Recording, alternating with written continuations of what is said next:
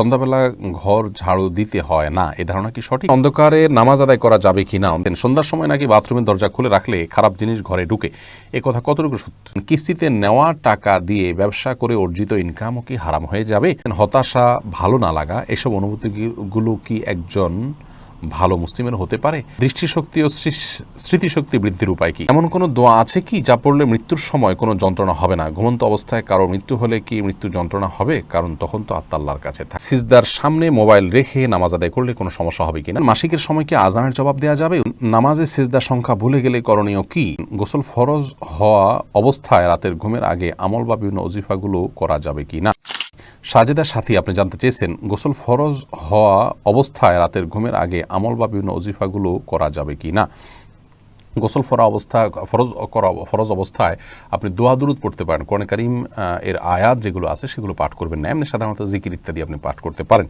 তবে গোসল ফরজ হওয়ার পর অজু করে নেওয়া হলো উত্তম। যদি আপনি গোসলকে বিলম্ব করতে চান, মাঝখানে অন্য কিছু করতে চান, যেমন জিকির আজকার করবেন ইত্যাদি, তাহলে অজু করে নেওয়া উত্তম। যদিও না করে আপনি করতে পারেন। নবী করিম সাল্লাল্লাহু আলাইহি ওয়াসাল্লাম অজু করে নিতেন সাধারণত। ফারিহা আপনি জানতে চেয়েছেন, নামাজে সিজদার সংখ্যা ভুলে গেলে করণীয় কি? যদি রাকাত সিজদার সংখ্যা নিয়ে আপনার ভুল হয়, তাহলে সেক্ষেত্রে আপনি বেশিরভাগ যেটা মনে হয়, মন যেদিকে বেশি ঝোঁকে, দুইটা না একটা, দুইটার দিকে মন ঝোঁকে বেশি থাকলে আপনি দুইটা ধরে রাখবেন, শেষে সিজদা সৌ দিয়ে নেবেন। আর যদি একটার দিকে মন বেশি ঝোঁকে, তাহলে আরেকটা দিয়ে শেষে সিজদা সৌ দিয়ে নেবেন। আর যদি কোনো দিকে মন না ঝোঁকে, তাহলে কমটা ধরে, অর্থাৎ একটা ধরে আরেকটা সিজদা দিয়ে লাস্টে সিজদা সৌ দিয়ে নেবেন, তাতে নামাজ হয়ে যাবে ইনশাআল্লাহ। নীলয় সঞ্জিতা জানতে চেয়েছেন, সন্ধ্যার সময় নাকি বাথরুমের দরজা খুলে রাখলে খারাপ জিনিস ঘরে ঢুকে, এ কথা কতটুকু সত্য? বর্ণিলয় শুধুমাত্র সন্ধ্যার সময় নয়, দিন এবং রাতের যে কোনো সময় ওয়াশরুমের দরজা, বাসায় যে সমস্ত বাসা বাড়িতে ওয়াশরুম, ভেতরে টয়লেট আছে, সেই জায়গাতে টয়লেটের দরজা খোলা উচিত। এমনকি বাইরে থাকলেও টয়লেটের দরজা খোলা রাখা উচিত নয়, বাইরে থেকে এটা লাগাই দেওয়া উচিত।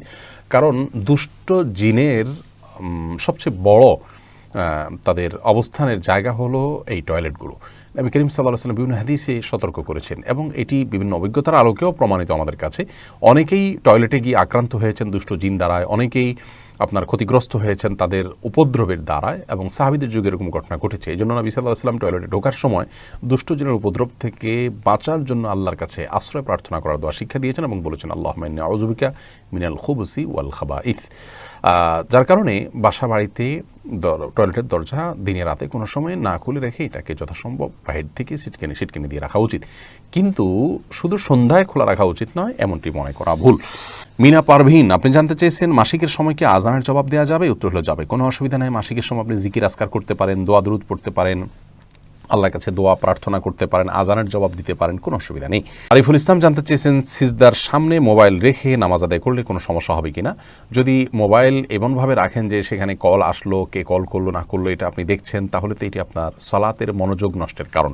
সলাতের যে মূল প্রাণ মনোযোগ, সেটাই নষ্ট হয়ে যাবে। আল্লাহ শরণার্থে সলাৎ, সেটি আল্লাহ শরণার্থে হবে না, অন্যদিকে মনোযোগ যাবে। সেই জায়গা থেকে মোবাইলকে আপনি উল্টিয়ে রেখে সালাত আদায় করলে নামাজ হয়ে যাবে ইনশাআল্লাহ বিইذনিল্লাহ। এমনকি আপনি যদি উল্টিয়ে না রেখে সালাত আদায় করেন, সালাত আপনার প্রথাগত পদ্ধতি অনুযায়ী হয়ে যাবে, কিন্তু এটির নিষ্প্রাণ সালাতের মতো হবে, অর্থাৎ সালাতের মনোযোগ নষ্টকারী হবে। সেই জায়গা থেকে মোবাইলকে আপনি উল্টা করে রেখে আপনি সালাত আদায় করা যেতে পারে। এরপর সুমাইয়া আক্তার জানতে চেয়েছেন, এমন কোনো দোয়া আছে কি যা পড়লে মৃত্যুর সময় কোনো যন্ত্রণা হবে না? ঘুমন্ত অবস্থায় কারো মৃত্যু হলে কি মৃত্যু যন্ত্রণা হবে? কারণ তখন তো আত্মা আল্লাহর কাছে থাকে। ঘুমন্ত অবস্থায় মৃত্যু হলেও মৃত্যু যন্ত্রণা হতে পারে। মৃত্যু যন্ত্রণা নির্ভর করে ব্যক্তির আমলের উপরে, ব্যক্তির কর্মের উপরে। তবে অনেক সময় নেককারেরও মৃত্যু যন্ত্রণা হয়। একটি হাদিসে আসছে, নবী সাল্লাল্লাহু আলাইহি ওয়াসাল্লাম বলেছেন, অনেক লোক আছে যারা সারা জীবন ভালো কাজ করেছেন, কিছু খারাপ কাজ আছে, তো কিছু খারাপ কাজের প্রায়শ্চিত্ত হিসেবে আল্লাহ তাআলা তাকে মৃত্যুর আগে কষ্ট দিয়ে সেটা ক্ষতিপূরণ তিনি করে দেন, বা সেটা অ্যাডজাস্ট তিনি করে দেন, এরপরে তিনি মৃত্যুর পরে জান্নাতে চলে যান। আবার এর বিপরীতে কিছু মানুষ আছে যাদেরকে আল্লাহ তাআলা সারা জীবন তারা বেশিরভাগ খারাপ কাজ করেছে, কিছু দু চারটা ভালো কাজ করেছে, তাদেরকে হয়তো মৃত্যুর আগে আল্লাহ তাআলা একটু সুখ শান্তি দিলেন, এবং এর মাধ্যমে তার ওই ভালো কাজের বিনিময় হয়ে যায়, এবং আখিরাতে সে জাহান্নামে চলে যায়। অতএব মৃত্যু যন্ত্রণা হলেই তিনি নিশ্চিন্তভাবে খারাপ মানুষ হওয়ার আবশ্যক নয়, যদিও বেশিরভাগ ক্ষেত্রে বদকারদেরই মৃত্যু যন্ত্রণা বেশি হয়ে থাকে, যেমন হাদিস থেকে বোঝা যায়। সেটি হলো সাধারণ চিত্র। তো মৃত্যু যন্ত্রণা থেকে বাঁচার জন্য আপনি দোয়া জানতে চেয়েছেন। দেখুন, মৃত্যু যন্ত্রণা থেকে বাঁচার জন্য রাসূল আকরাম সাল্লাল্লাহু আলাইহি সাল্লাম থেকে সুনির্দিষ্ট কোনো দোয়া আমার জানা নেই।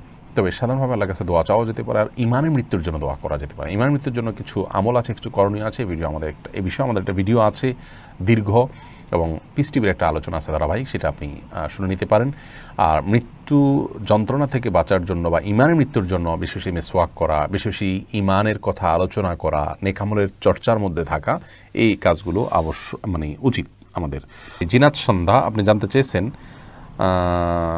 দৃষ্টিশক্তি ও স্মৃতিশক্তি বৃদ্ধির উপায় কী। দৃষ্টিশক্তি বৃদ্ধি করার জন্য আল্লাহ রাব্বুল আলামিন যে সমস্ত খাবারে, যে সমস্ত বস্তুর মধ্যে দৃষ্টিশক্তির জন্য উপকারী দিক রেখেছেন, সেগুলো আপনি গ্রহণ করবেন, চিকিৎসকদের পরামর্শ নেবেন। সেই সাথে ফাকাশাফনা আনকা গিতাআকা ফাবসুরকা লিয়াওমা হাদিদ, এই দোয়াটা পড়ে কোরআন কারীমের আয়াতের অংশ, সূরা হাদিদের একটা অংশ, ফাকাশাফনা আনকা গিতাআকা ফাবসুরকা লিয়াওমা হাদিদ, এটি পড়ে চোখে ফু দিলে, এভাবে হাত রেখে ফু দিলে চোখে লেগে যাবে। এর মাধ্যমেও চোখে আপনার দৃষ্টিশক্তি যদি কমে যায়, আল্লাহ রাব্বুল আলামিন দৃষ্টিশক্তি বাড়িয়ে দেন এবং চোখের রোগ ভালো হয়। এটি আমল হিসাবে আপনি পাশাপাশি করতে পারেন। আর স্মৃতিশক্তি বৃদ্ধি করার জন্য নেক আমল এবং তাকওয়ার চর্চা করতে হবে, পাপের কাজ পরিহার করতে হবে। সেই সাথে এ বিষয়েও সংশ্লিষ্ট বিশেষজ্ঞদের পরামর্শগুলো মেনে আপনি চলতে পারেন। শারমিন জাহান জানতে চেয়েছেন সন্ধ্যাবেলা ঘর ঝাড়ু দিতে হয় না, এ ধারণা কি সঠিক? না, এটি সম্পূর্ণ কুসংস্কার। সন্ধ্যাবেলা ঘর ঝাড়ু দেয়া বা প্লেটের পানি বাহিরে ফেলার সাথে আপনার কোনো ক্ষয়ক্ষতির কোনো সম্পর্ক নেই, কোনো কিছু হবে না। দিনের বেলা যেরকম ঝাড়ু দেওয়া যায়, সন্ধ্যাও দেওয়া যায়, রাতেও দেওয়া যায়, এবং রাতেও প্লেটের পানি চাইলে বাইরে ফেলতে পারে কেউ, কোনো সমস্যা নেই। এগুলো হিন্দু ধর্মের বিভিন্ন বিশ্বাস আমাদের উপরে ভর করেছে, এবং সেটার কারণে আমরা মনে করি এগুলো ক্ষতিকর। এরকম বিশ্বাস করলে বরং সেটি ইমানের জন্য ক্ষতিকর হবে। ফারজানা সুলতানা জানতে চেয়েছেন হতাশা, ভালো না লাগা, এসব অনুভূতিগুলো কি একজন ভালো মুসলিমের হতে পারে? যিনি প্রকৃত অর্থেই আসলে সেই পর্যায়ের ভালো মুসলিম হতে পেরেছেন, তাকে হতাশা গ্রাস করার কথা নয়। কারণ আল্লাহ তাআলা কোরআনে কারীমে বলেছেন ইন্নাহু লা ইয়াসমির রাহিল্লা ইল্লাল কওমুল কাফিরুন, কাফিররা ছাড়া অন্য কেউ আল্লাহর রহমত থেকে নিরাশ হতে পারে না। আল্লাহ তাআলা আরও বলেছেন লা তাকনাতু মির রাহমাতিল্লাহ, আল্লাহর রহমত থেকে তোমরা নিরাশ হয়ে না। যার কারণে হতাশ হয়ে যাওয়া মানে আমার কিছুই হবে না, আমার কি হবে, আর না কোনো রাস্তা আমার জন্য আর নেই, এরকম মনে করা মানে আল্লাহর রহমতের ব্যাপারে আশা ছেড়ে দেওয়া, এটা ইমানদারের জন্য শোভনীয় নয়। ইমানদার মনে করে যে তার সমস্যা যে পর্যায়ে থাকুক না কেন, আল্লাহ রাব্বুল আলামিন কাদির, সব কিছু করতে সক্ষম। অতএব যে কোনো পর্যায় থেকে তিনি ইউটার্ন করতে পারেন, যে কোনো পর্যায় থেকে তিনি ব্যাক করতে পারেন। আল্লাহর প্রতি আস্থা বিশ্বাস তার থাকা উচিত, এবং খুব বেশি হতাশা তাকে গ্রাস করার কথা নয়। আর সবচেয়ে বড় কথা হলো ইমানদারের হারাবার কিছু নেই।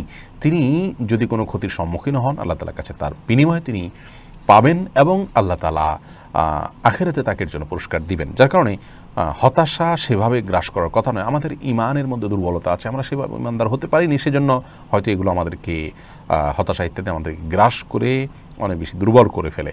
তবে হ্যাঁ, কিছুটা ভালো না লাগা, কিছুটা আপনার পেরেশান হওয়া, এটা স্বাভাবিক।